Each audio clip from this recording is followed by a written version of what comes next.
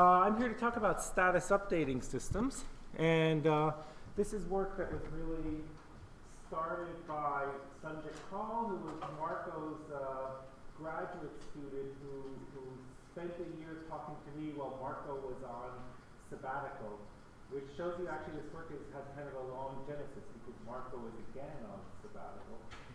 And now I'm also working with a WINLAB grad student, Jing Zhang, who is continuing this direction of work.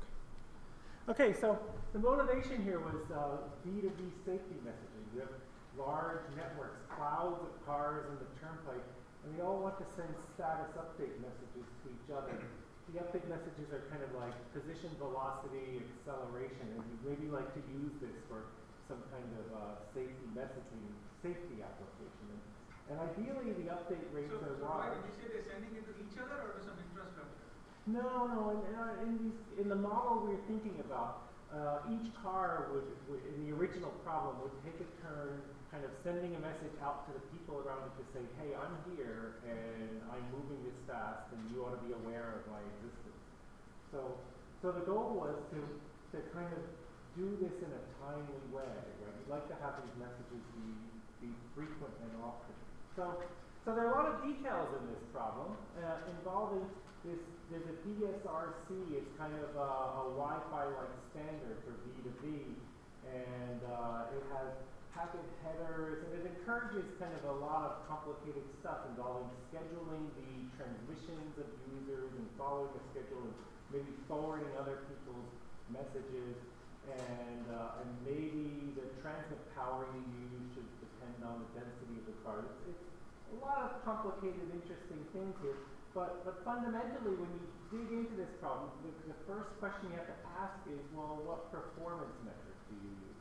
And when we dug into this performance metric question, we realized, we eventually arrived at a metric whose performance we didn't understand. And in fact,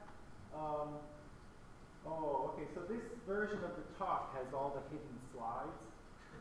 I had a version that had no hidden slides. I mean, the hidden slides are hidden, but now they're unhidden. Okay, so I have these distractions. Okay, so we arrived at this question of what metric to use. We came to the simplest system in which we didn't understand it, which was there's one car U, and he sends messages into some kind of a network or a service facility. It could be a network, it could be the shared MAC that all of the cars are transiting through. And there's some other car V listening to those updates. And we concluded that it would be very good for car V to always want the latest state information about car U. Like you'd like to have that update of the last position and velocity of the other car as recently as possible. So analyzing this question of as recently as possible, it turns out we didn't understand it even for the simplest thing of, well, the service facility could be like a queue, and the sender sends in updates as some kind of a nice, well-behaved process, deterministic or Poisson, and these updates are queued and then they're delivered to car V, right? And we had to analyze this situation. So once you get into this, you find, everything you do, you see status updates everywhere, right? So you'll find, there's Facebook, and actually there used to be Google Reader, but there is no more, and tweeting. Kind of the key question is, what is the right rate to send in the updates? Like, how often is too often, right? If you're a Twitter person, you find there are many tweeters who tweet too darn often. You can't keep track of what they're talking about. What's the trade-off? There's a fundamental trade-off there that they've said already? So I haven't said yet. So the trade-off is, we'll get to that, but you would like to tune the rate at which you offer updates so as to minimize this timeliness metric. But in that cloud, there's some sort of scarce resource, and that is... So in the case where it's a shared MAC, it's bandwidth. A lot of people want to put their updates into the system, but it could be a network where there's a bit type or a shared bit type. So I think I was skipping this slide. That's a block slide. So the analysis of all of this comes down to this kind of a sawtooth picture. The sawtooth is kind of fundamental to the analysis of all updating systems. And the way this sawtooth works is that for instance, this little red up triangle says that, oh, an update was offered at time t1, and it was received here where the red down triangle is at time t1 prime. And what happens is this, that in the absence of any updates, the update age increases linearly with time. Each second you wait, you go without an update, the age of the most recent update ages 1 second. So this grows linearly with time, and then at some lucky moment you receive an update, and suddenly the age drops. It drops to the age of this packet. So this packet has a timestamp, and you say, well, now it's time t. This timestamp was a little while ago. It's exactly this gap in age, and the age drops. And now without any updates, it grows again. Oh, and then you get another update, it drops. Right? So the analysis of these updating systems and this age process comes to analyzing the average value of this sawtooth waveform. And so in this example, this is an example of where the update rate is kind of small, right? Because the age had a chance to grow very large, and then here was an update, it was received a little while later, and then the age dropped a lot. So this is an example of the update rate is kind of low, and the result is the age grows quickly in the absence of updates. Okay, we have to skip all of this. So I said this, the low update rate, the age gets large between updates. So here's the alternate possibility. Here you have a lot of updates, like the red update, and a little while later the yellow update, the blue update, subsequent updates, and you're kind of jamming updates into the system, right? But when you jam updates into the system, they end up getting queued in the network, they cause congestion, and the result is even though the red update went in, right, when it came out, the age went down, but now here the age climbs again, and here the yellow update, the second update is received, but the drop is very small, and the reason was because this yellow update was queued behind the red update and it was made to wait, right? So when you try to update too fast, right, you get delay in the system, and then when the updates arrive, they're kind of stale and they don't reduce the age very much. So that's also bad. So you analyze this, and the analysis comes, well, what's the average value of this sawtooth? So you have to take the area under the curve, and you integrate it, and you divide by time, you let time go to infinity, and you do this, and you get a kind of a lovely answer, right? The average update age, well, it depends on the arrival rate, depends on the second moment of the interarrival time of these update messages, and it depends on this correlation term between the interarrival time and the system time of the message, right? And if you try to analyze this, it's for each system, it's a little bit complicated because the interarrival time and the system time tend to be negatively correlated. If you have a bigger interarrival time, you're likely to see an emptier system and have a system time that's smaller. So what's the definition of system time? It's an update goes into the system when it's received by the monitor at the destination. It's like how long you're, from when you arrive at the queue to when you exit the queue. So this formula is a general result for all first come first served systems, and This is like a little theorem sort of thing. I mean, it's for all. Yeah, it's all for all first come first served. I mean, there are other formulas that are similar for other kinds of systems, but it's not quite as simple to analyze as you think. So I said all of this.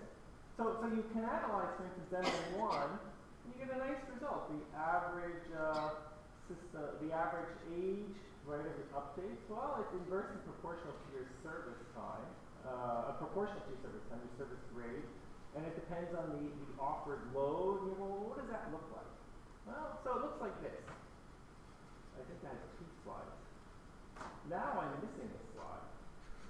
Okay, so it exactly captures what I kind of said to you ought to be true, right? If the load is small, the update rate is small, the average age is going to be large, and it's large because you go a long time between getting updates. You go a long time between getting updates. Your knowledge of how recently you got an update is large. On the other hand, you go over here to very high update rates, and now suddenly you jam the queue full of updates, and they're getting queued behind other updates, and when you get an update, it's kind of old, and the result is the age is kind of terrible. And if you optimize this function, you find out, well, if you'd like it, the optimal offered load turns out to be 0.53. It just happens to be that way. You can do analysis of BN1. You have deterministic arrival, and the optimal load there is 0.51. This slide's in the wrong place. Look at that. Okay, you can also find lower bounds to these update ages, right? And the idea of a lower bound is you get to see the queue state, and as soon as the system gets empty, you quick pop in the newest, freshest update, right? So you can't do any better than that. To put in a new timestamp now packet when the system becomes empty, so you have these just-in-time updates, and you derive a result for that. It's and that result, if for instance the service is exponential, you want to back up? No, So this result just depends on the service time distribution. The expected second moment and plus the first moment squared, normalized. It comes out of the previous formula quite easily. So when you analyze this, you just say, well, let's see what is this for different kinds of service distribution. So for instance, exponential service, you calculate the second moment. You find out that the minimum bound on the average age is twice the average service time of an update. If you can do deterministic service, and you can't do better than this, it's you get a kind of a 25% improvement, 1.5 times the average service time. So then if you put together some systems and you look at MM1, which was the curve we saw before, this blue curve, you compare that to MD1, where you have deterministic service, you get rid of the randomness of the service process, and you do a little better. You compare that to DM1, where you have random service, but you have very smooth deterministic arrival process every certain number of seconds. That's even better. And then down here you have 2, which is a lower bound for all exponential service processes. And what you see in all of these cases, right, is that for whatever your system is and your arrival process, there's some load that here that minimizes the average age. So as a general principle, you always want to match the offered load to the service facility that's available to you. Okay, so actually it turns out that you can do a lot better than that, and you can do a lot better by implementing a queue that's last come first served. So in last come first served, the new update goes to the head of the queue and gets served next. And at that point, you might as well throw away the old updates because they've been superseded by the new guy. And the result is, when you look at last come first served, well, it looks just like first come first served when there are no arrivals because there is no queuing. But you can overload the system and do a lot better. So over here, you can go past 1. The curve would keep going. It would approach its lower bound of 2. And in fact, what you're doing is you're pumping them in, and the system is throwing away the stale updates, right? And if you have the resources to do that, no, not infinite storage, because you just throw the system says, oh, I got a newer one from you. I'll throw away your older ones that were queued. probabilistically infinite, right? Yeah, but Occasionally. well, you're discarding, so not even probabilistically infinite. You just if whatever update I most recently got from you, I throw away anything older. So if I fix the queue like everything fixed, if I fix which one? So this last come first served is down here. It gets better and better as you hammer on the system and always offer it something fresher. So, the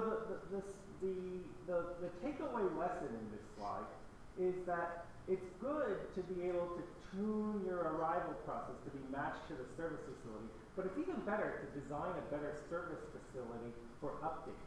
So if your system is doing a lot of updates, like recognize that this is an update process and that you oughta, if you don't need them, throw away the updates when they're replaced by better updates. Alright, so I wasn't supposed to show you that. And the next thing is we've worked on competing updates. So if you think about Facebook, all of the rest of the Facebook feeds I follow are competing with Chris. You know, like they have to kind of get their updates in there.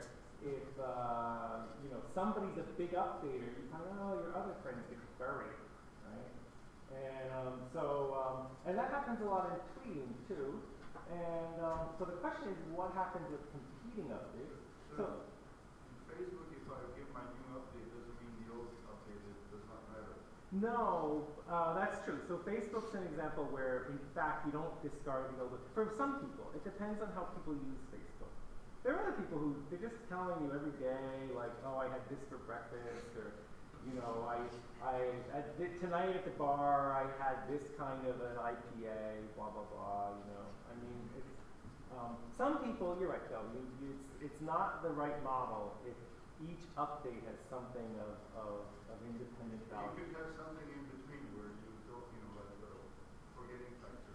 Yes, you could. Yeah, and there are many variations of it. So, but the simplest case is, okay, now we have two sources and they share a service facility and they each choose their own arrival rate and what should they do.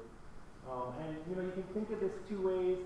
You can think of it in a Twitter sense that one updater is competing for the attention of the monitor with the other one. They each kind of want to do their best thing. Or you can think of source 2 as some other source of traffic that just is interfering with the processing of stuff in the network.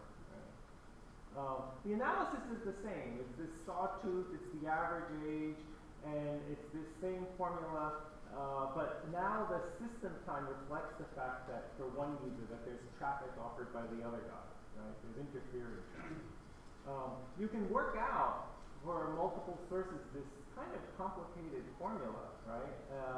It depends on the offered load, row 1 of user 1, the offered load of user 2, the overall sum of the two offered loads, the average service time of an update. Getting this result was a lot of surprisingly painful work. And then you can derive an update region, right? So this is the region of feasible average ages. So the users choose two update rates, and they can choose to operate with any average age within this knitted area, right? And ideally, you'd like users to operate down here. Choose arrival rates where you have kind of optimal sharing. So here, right, the average update age is 5.3 or something, and you can compare that to a strategy which is optimal partitioning. You partition the resources of the server to two equal servers for two users, and each optimizes within their own server. And in this optimal partitioning, you're doing like 40% worse.